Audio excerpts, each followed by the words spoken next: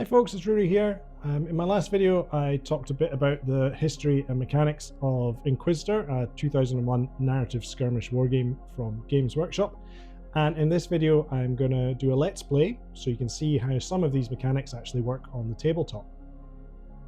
Now I'm going to be playing this solo, which means I'm going to be in charge of both the player characters, the NPCs, and doing the role of the Games Master, or GM. The GM is there to set up the story, keep things running smoothly, tell the players what roles they need to get in order to succeed with particular actions. And by playing it solo, it does make it a little bit more difficult because I kind of know what the story is going to be. But hopefully, by keeping you guys out of the loop, it's still a bit exciting because you won't know what the final outcome will be or where the story is going to go next. So in today's game, there's going to be a couple of player characters. Roman Varteg, who's a down-in-his-luck road trader, his right-hand man, Peter Danhauser, and together they're going to be searching some ruins for some data that might explain what on earth happened to the Varteg family fortune. There's going to be a couple of NPCs out to stop them, and as the game unfolds, we'll get to see how combat works, and also the role of the GM in making the story come together. I think it's a good idea, first of all, to have a look at the character sheets, and I'll talk through what the stats mean and special abilities and weapons that the characters have. Here are the character sheets for Varteg and Danhauser. I'm using the economy character sheets designed by Marco Skoll and downloadable from the Conclave forum. I'll leave some links in the description for you. At the top of Varteg's sheet, we can see his statistics, all rated out of 100. Weapon skill, ballistic skill, strength, toughness, initiative, willpower, sagacity, nerve, leadership. After that, we've got knockback, base injury value, system shock, consciousness, and speed. He's pretty good all-rounder, decent weapon skill and ballistic skill, fairly fit and strong. His mental characteristics are very high. He's quick with an initiative in the 70s, strong of will, smart, cool under pressure. Knockback is a value determined by your strength, and it represents how hard it is to knock you down with a strong hit or shot from a gun. Base injury value is determined by your toughness and represents how much damage you can sustain from a single shot. If an injury causes less than 6 points of damage in this case, it would only cross off a light or first level injury on a location. About 7 to 12, then you're going to be crossing off 2 locations, and so on. There's 5 locations on each part of the body, except for the head and the groin, which have 4. And as you progressively take more damage to one location, your ability to continue fighting gets worse. Particularly devastating blows can cause system shock in a character. In this case, if Varteg took more than 12 points of damage from one hit, he would need to pass a toughness test on a roll of D100 or go out of action. You can also go out of action if your injury total, which accumulates from each wound you take, reaches your consciousness value, in this case 31. Speed represents how many actions a character can take in a turn, and Varteg can take up to 5. It's worked out by dividing your initiative by 20. The most actions any character can take in turn is 6. Next row we have abilities, and Varteg is a leader, and that means any of his followers within 6 yards could use his leadership value in place of their own nerve characteristic if required. We then have the locations on his body, and this is where we'd record injuries. There is a little bit of armour, 2 points on legs, groin and arms, 3 points on abdomen and chest, and this represents protection from his thick jacket and also some flak reinforcement in his vest. So no armour on his head though, and at the start of the game there's no injury levels or anything in his injury total. Got his firearms next. There's a pump action shotgun, a basic weapon that's capable of both single and semi-automatic fire at a rate of 2 or 3 shots per action. It does 2d6 plus 2 damage per hit, has a magazine size of 8, you can reload 2 shells per action, and it has an encumbrance value of 35. Encumbrance is Inquisitor's way of working out how much a character can carry, and it's based on your strength characteristic. If you were aiming a weapon that had an encumbrance higher than your strength, you would start to have negative modifiers to your to-hit roll to represent the bulky ungainliness of the weapon. In this case, an encumbrance of 35 against a strength of 59 means that if he's using both hands, there's no negative modifier. If he's using it one hand, though, he would calculate half his strength, in which case that would be 30 rounding up, so the encumbrance of 35 would be more than that and affect his aim. Backup weapon is a las pistol, which has a 30 shot cell, so that won't run out of ammo anytime soon. He carries a chainsword for melee, which has a reach of 3, can do a whopping 2d10 damage, and it has a parry penalty of minus 15%. When you're making a parry, you take your weapon skill and reduce it by the parry penalty, and if you successfully deflect a blow, there's a chance that you might actually be able to make a counterattack if you roll low enough. The last detail on the character sheet is his handedness, in which case he's left-handed, and that would mean that if he was using his offhand for any actions, he might incur a negative modifier. Dan Houser's character sheet, we'll quickly go over this. He's not as good a fighter, he's not as quick, but he is a bit harder to stop. He's got more armour, representing some carapace that he's wearing. His naval pistol is pretty hard hitting, though it is not that accurate. He also carries a melter bomb for some demolition duties, and he has a blind grenade in case he needs to block line of sight, maybe for a quick escape. The naval pistol can be used in hand-to-hand to pistol whip as well. Finally, he has rock steady aim, which means he can maintain an aim while walking. Here's the character sheets for the NPCs our heroes will be going up against: 2 mutants, Adak and Jad. They're fairly competent in hand-to-hand, but poor shots. They're strong, tough, and slow. So they're going to take a bit of a beating. They'll provide a stern roadblock for our characters to get past to achieve their objectives, but I wouldn't expect them to dominate the game. So it'll be a little challenge, which is useful for players.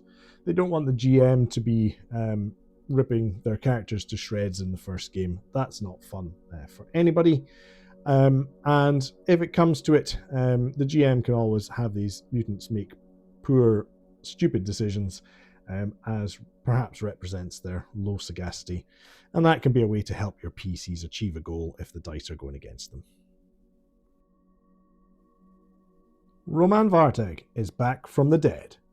The hereditary rogue trader survived the destruction of his ships by unknown forces, and after years clinging to survival in the hulks of his fleet, he and a handful of his servants were able to repair the freighter's solemn duty to working order. They have travelled back to the Carthax sector, only to find his estates razed and family fortune stolen. His search for clues to the enemy that did this has led him to Lucan in the Antonine cluster. Here he hopes to find answers in the ruins of the decrepit mansions where his family had many ancient foes. If he can access data in the vaults of the Daedalus Palace, he will be able to prove his gut feeling that one of the many failed merchant houses of Lucan stole his family's wealth to renew their own. Right, let's play some Inquisitor. Rogue Trader Varteg and his right-hand man Dan Houser are in the depths of vaults of the Daedalus Palace. They are looking for some data. There's a servitor at the back of the battlefield. Interacting with the servitor, passing a sagacity test will allow him to download the data, and then we'll be able to find out who from this ancient palace was involved in stealing all the money. Or at least that's what he hopes. However, there are mutants shambling around. We have Jad, armed with a long spear. Adak, with a shotgun and a nasty short sword. They're hungry. They're looking for food. So let's hope that Varteg and Dan Houser manage to avoid becoming lunch. So who goes first is decided by speed, and character speed is initiative linked. So you take your initiative, you divide it by 20 and you get a value. Varteg is initiative 72, so speed 5, he's going to go first. They're a bit wary of their surroundings, so I think he's just going to walk slowly towards cover over here, take a look around the corner and see what he can see. So 5 actions, needing 4 more to be successful. 2 actions. So 4 will take him to the corner, and then he'll do what's called a pause for breath, which lets him look around and survey. There's nobody in his line of sight. Dan Hauser, speed 4, he's going to go next. Following his boss, doing as he's told. Right, now, mutants. Adak is a slightly faster mutant, although he's only a speed 3 character. They're out hunting for food, so they come around the corner, see what he can see. That's the 1 action. So he just wandered into the open.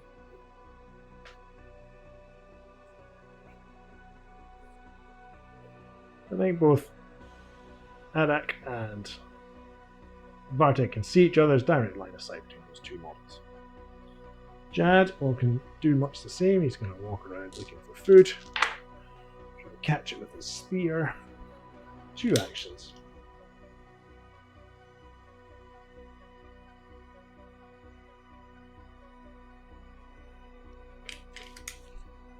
Four and 4. Takes 8 yards and he's up to there. Okay. So, Vartek, he's not liking what he's seeing. Didn't expect there to be armed mutants in his way. I think he's got 2 options. He can either try and sneak around, or he can go all guns blazing. And I think we'll take the second option, see how gunplay works. So first of all, he's going to spend an action to aim,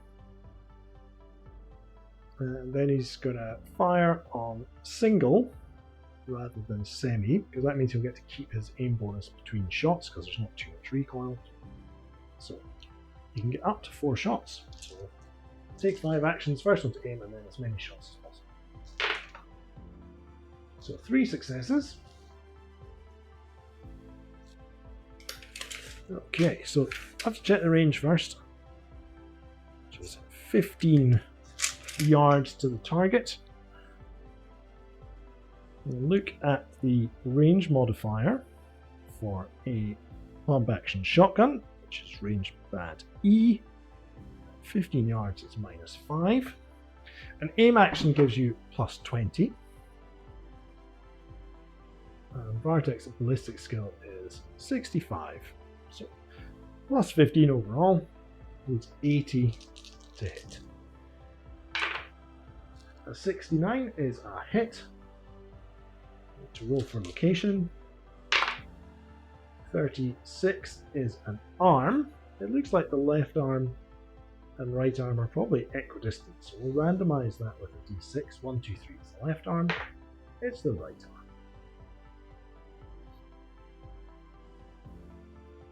arm. Pump action shotgun does 2d6 plus 2 damage. 10 plus 2 is 12. It's got unarmored right arm, so this is not good for the mutant. It's going to take 12 damage. It's got a base injury value of 7. So that means we go through the first level of injury and the second. There's no injury effect for 1 level on an arm, but for the second level you need to take a strength test or drop what you're holding. 79, I think that's going to be higher than his strength, despite being a jacked up mutant of 63. So he's dropped his shotgun. Now I also need to apply 12 damage to the mutant's injury total.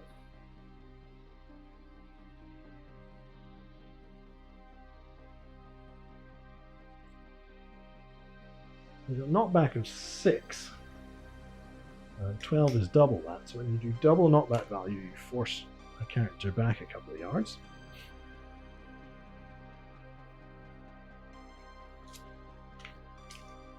And the second shot coming up. A 19, that's a hit as well. Oh, we're on the floor, better re-roll that. 92 in the chest. Now, unfortunately for the mutant, he's got some flak armor on, so that's going to be -3 to this damage roll. 6 plus 2 is 8, -3 is 5. So it's one injury level to the chest only, but the effects of that are to knock a character prone.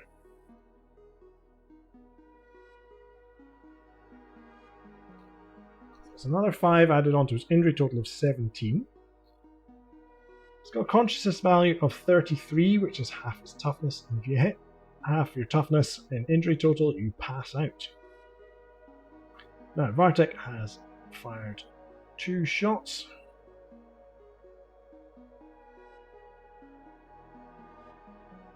I'll record that on his character sheet because we have to count every round of ammunition. So, Danhauser is up next.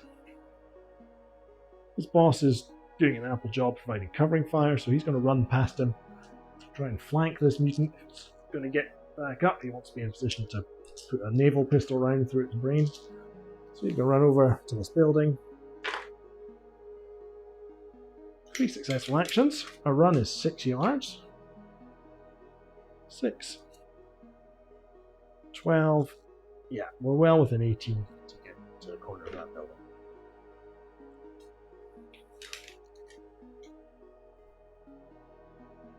Now, one other thing I should have done for the mutant was take a nerve test for getting shot at. 52, I think he might only have just failed that. Let's have a check of his nerve value. Oh, his nerve's 56, so he's alright. Despite being shot, he's not running away. So he's going to get 3 actions. He's going to need to stand up and then return fire, I think. If he's got an action left, he'll reload his shotgun because there's only 1 shell in the chamber per shotgun rules. So he's only got 1 action. He's going to stand up. Jad, the other mutant, will have heard that shotgun blast. Awareness is a big part of Inquisitor. You can't just send your models where you want them. You need to have a reason for it. So he's going to give up his hunt and he's going to run towards the sound of the shotgun because it sounds like somebody coming in his territory and causing trouble. 3 successful actions, so 18 yards of movement.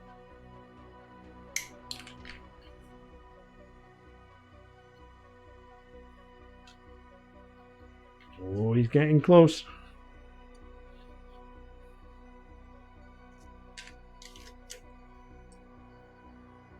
Okay, it's the recovery phase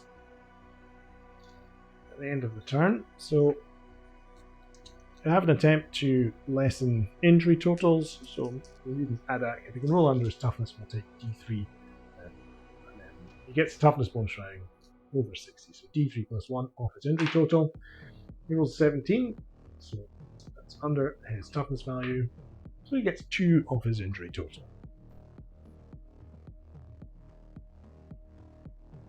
Alright, we are back to the top of the rounds. Now, 6 yards between Jad and Vartek. He was running for his last action, so it's 10 yards. So Vartek has a chance to have heard the mutant coming up behind him.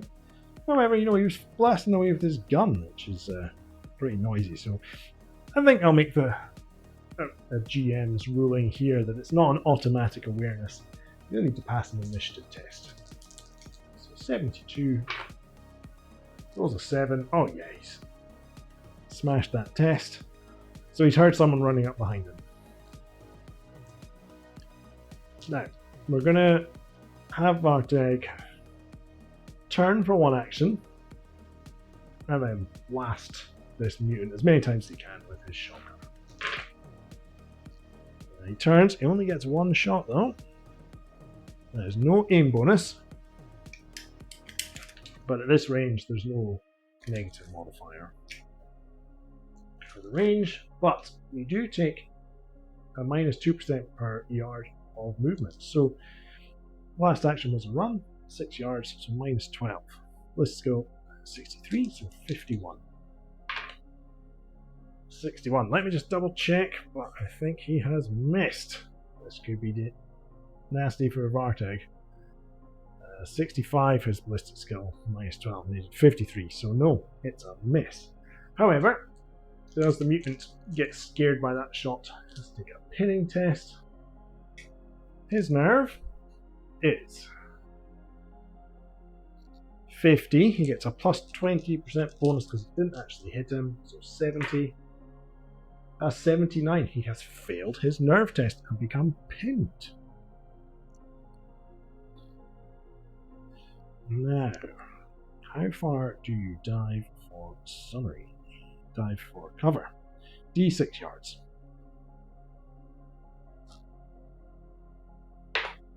5 yards. So that's enough to dive into cover. I think he'll dive back this way. Vartag is lucky because he could have just been about to receive a spear. Okay, Danhauser is going to pause for breath as his first action to take a look around. Now, you pause for breath, you don't have to declare any of your other actions. So one action gone to do that. Where he is, he can peek his head around the corner, and there's the mutants. So, he's going to take 3 actions of shooting that mutant down with his naval pistol. Gets all 3. It's only 5 yards, so no negative modifier for range. No negative modifier for movement because mutant was just getting to his feet last turn. However, naval pistol inherently has minus 5 accuracy.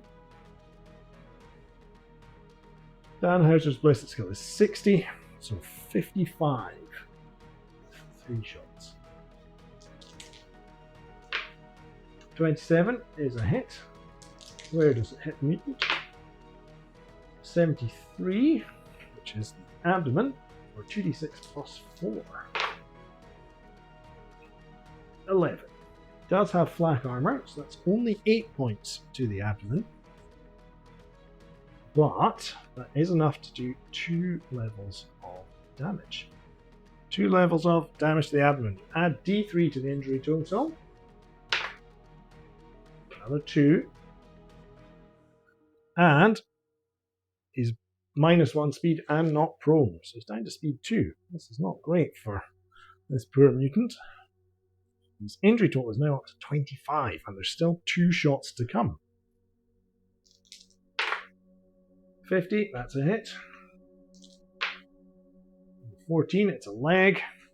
Looks like his right leg is closer now by the way the model's lying.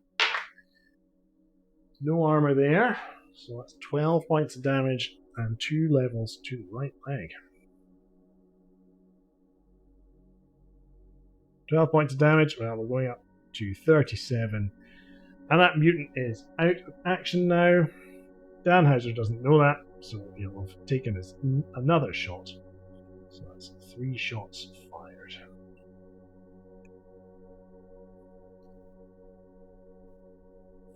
Not looking good for the mutants. So, Jad will need an action to recover his nerve. He knows that guy has a shotgun now, so he's not going to run straight at him again. I think he will drop down into the tunnel below and see if he can sneak up behind the road trader. So he just recovers his nerve with 1 action.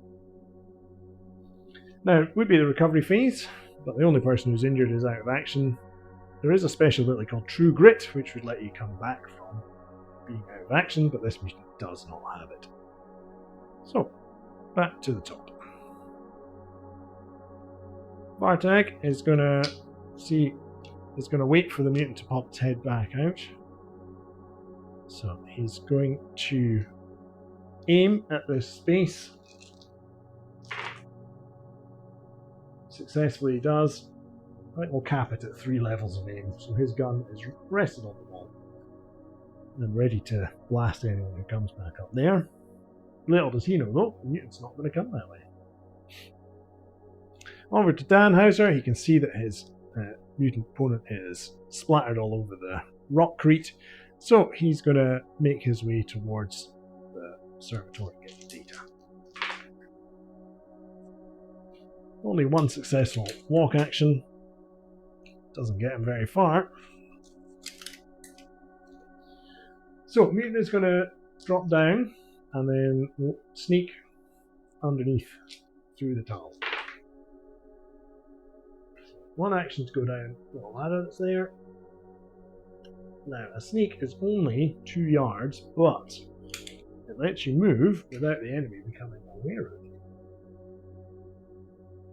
So I'm just going to measure the length of this building. It's just a little over 9, so it's going to take 5 successful sneak actions to get to the other side. So he's made 2. So he needs another 3 before he pops out. Recovery phase. Don't have anything to recover. Bartek, again, is just going to use his turn to maintain his aim. I don't think there's any point in rolling the dice because we know he's got 3 levels of aim there. Danhauser will continue towards the servitor. Again, just one action. Oh, he's making slow progress here.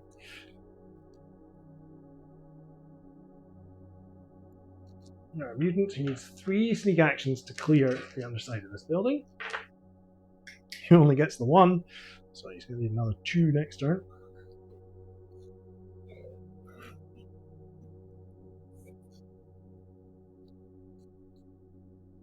No recovery phase.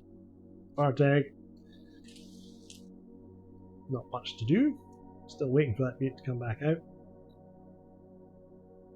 Danhauser will continue across space. Oh, 4 actions. Now we're getting somewhere. So 16 yards. Whoops, daisy. 8 and 8. Take it to here.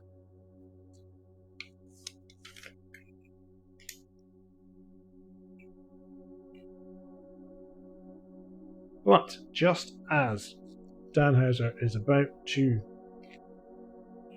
get to the servitor, a mysterious character is going to pop out the doors here, take aim at the servitor, and in a fusillade of fire from her twin revolvers, she guns it down, smashing its bionic brain and leaving it useless.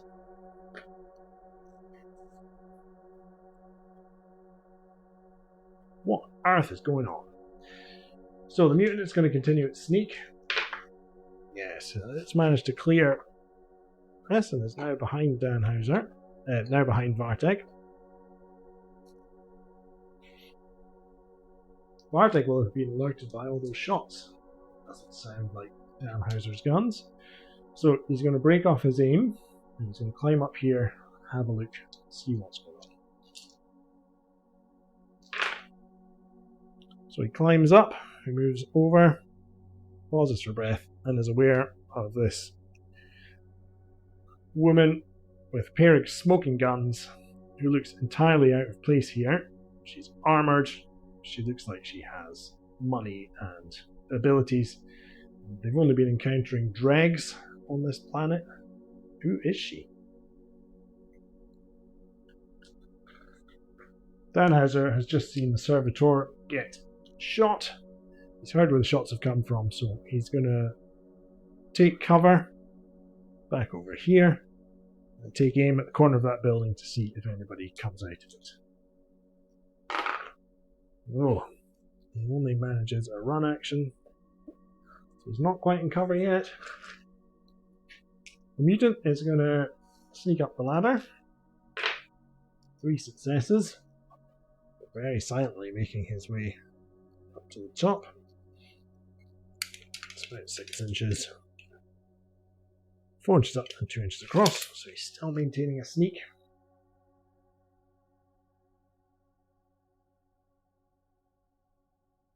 And what is this mysterious woman going to do?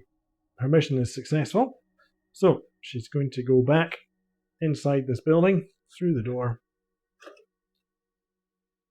and disappears from sight once more.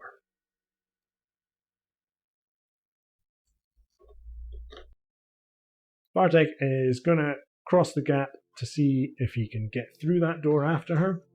She obviously knows something important. Maybe looking like that should be here.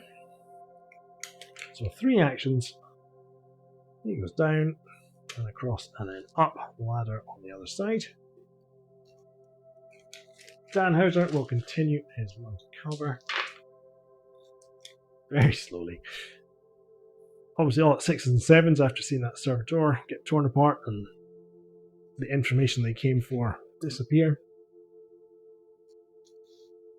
The mutant's going to continue his sneak. Will he ever catch them? One sneak to there, one sneak up the ladder. Yeah, no recovery. And Vartag is going to run to that door and try and open it. Runs for 1 action. The door is locked.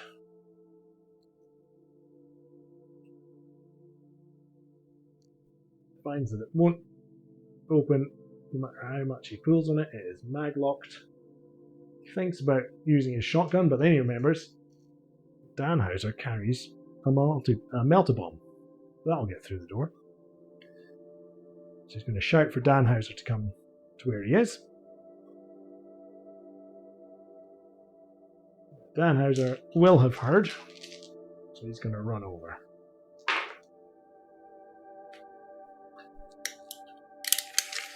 Two actions to the base of the ladder on the corner, and then 1 action to come up. The mutant's going to give up on sneaking. It's going to run and jump across this space. See if it can make it.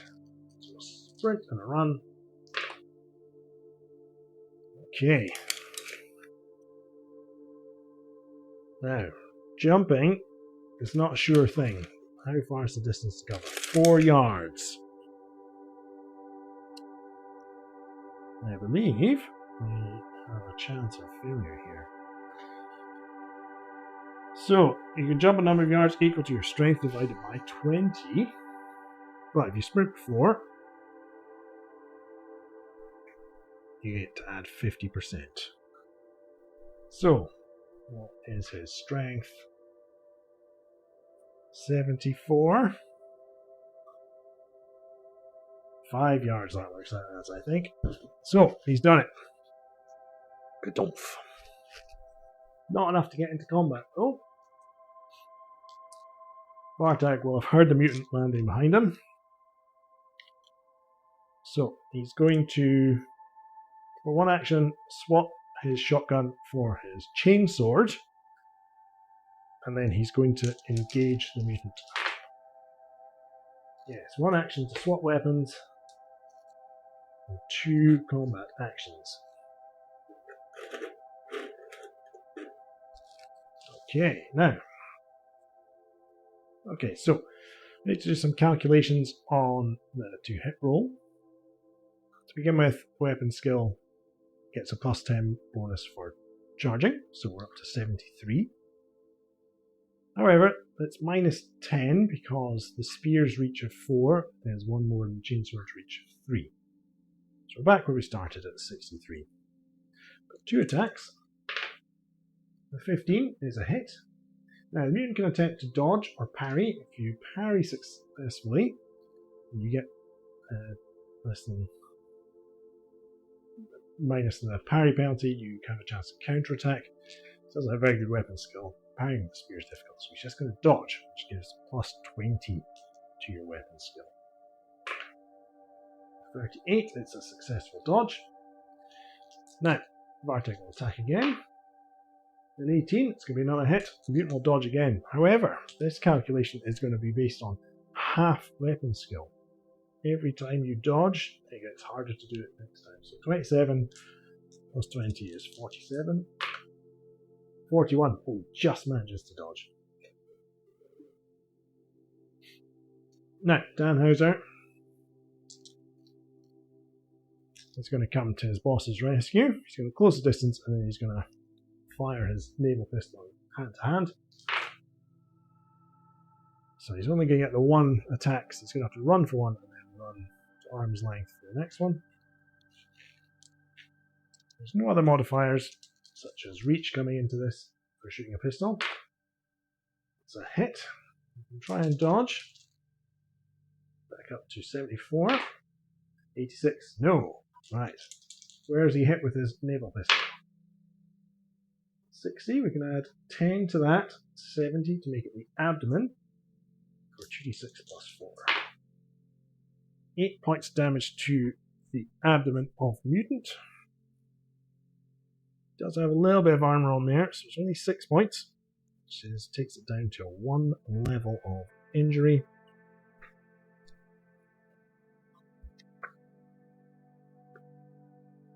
But he gets an extra d3 to his injury total as effect. So another 3. So the mutant's going to have to choose who to attack now. The man with the chainsword is more of a threat. So it's going to have 2 attacks.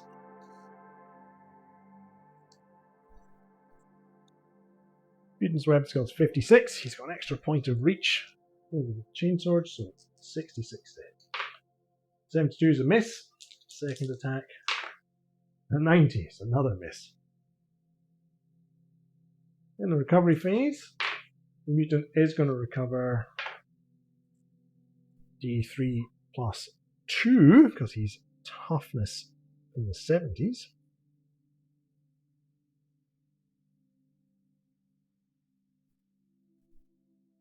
For a total of 4. Right, Vartek is going to try and slash this mutant down. Now, in hand to hand, you don't have to declare all your actions. So attack.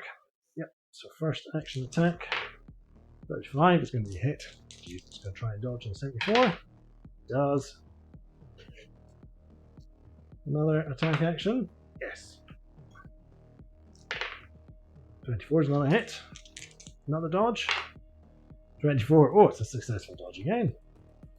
However, I'm going to be on quarter weapon skill dodging this time. If Vartek can get another action, he can. Does he hit? A 2. Oh, it's going to be a critical one. Mutant does not. 99. Absolute fail. So it's 84. That can be taken up to 94, which is the chest, and a chainsword does 2d10 damage. So need an extra d10 for this. It's only 5. It's a critical hit, so we'll double that. So that's 8 points of damage to the chest. Which is 2 levels to the chest. 2 points of damage to the chest. Immediately falls prone and is at -1 speed.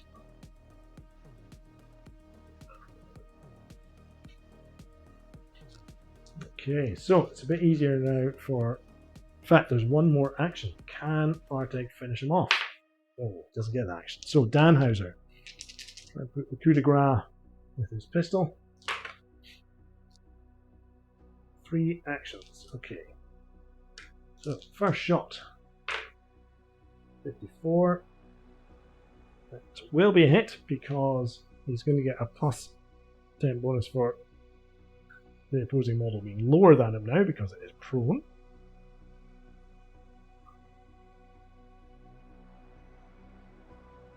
Where does it hit?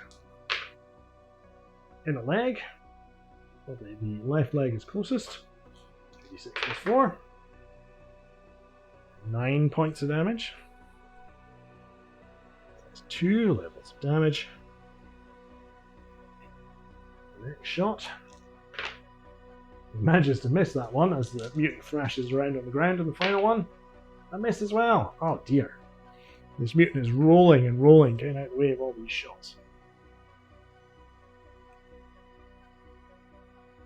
Danhauser's gun clicks onto an empty chamber. It's fired all 6 rounds. Now the mutant's down to speed 2. He'll try and stand and attack.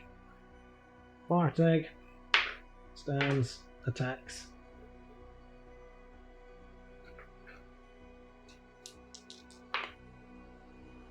$71. I think that's going to be a miss at a crucial time for the mutant wanting to get back into this fight. Despite the point of reach, he needed 66. He's rolled a 71. Recovery phase. He will not recover any either because he's rolled a 94. That's well above his toughness value. Can Vartag finish what he started? 56 is a hit. Roll the mutant dodge this time. He does not on a 95. Where does it hit? 97, the head.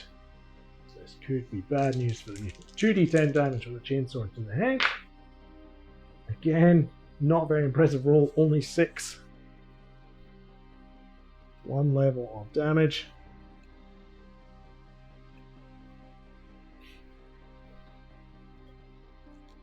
Character is stunned for D3 turns. The mutant is going to be stunned for the rest of this turn. Can only defend himself in close combat at half normal weapon skill. So, he's already been at half for... He would be at half now for his first dodge, so his next attempt at dodge is just going to be a quarter. But will Vartag get any more attacks? He gets another one. Can he hit? A 9. Yes, he can. Roll the mutant dodge. No, he won't on a 64. Where's it going to hit? 86 becomes 96 with a plus 10. It's the head again. Can he finally behead this creature? 18 points of damage to the head. That is 3 levels. It's enough damage to go over the injury total. But the additional effects are another d6 injury total, -1 speed down, -1. Acute though, immediately suffers system shock. So not only is he out of action for the injury total, but also suffers system shock automatically.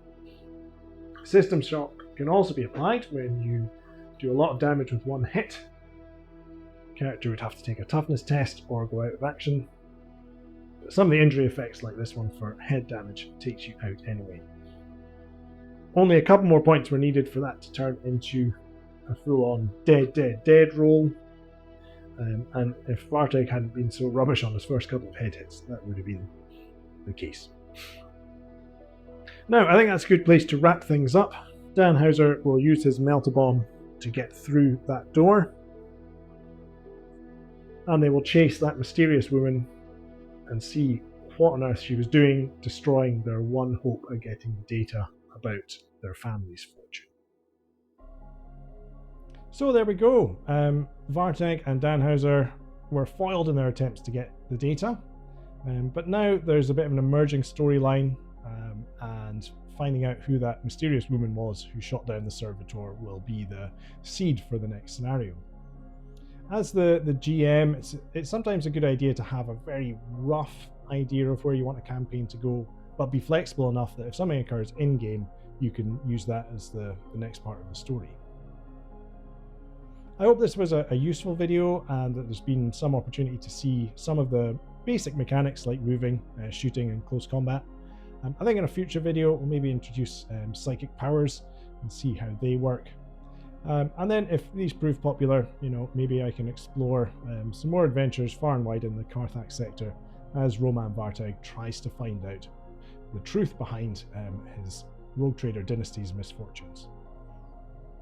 Hopefully you liked the video enough to give it a thumbs up below and subscribe to the channel, and join me again when we continue the adventures of Roman Vartag.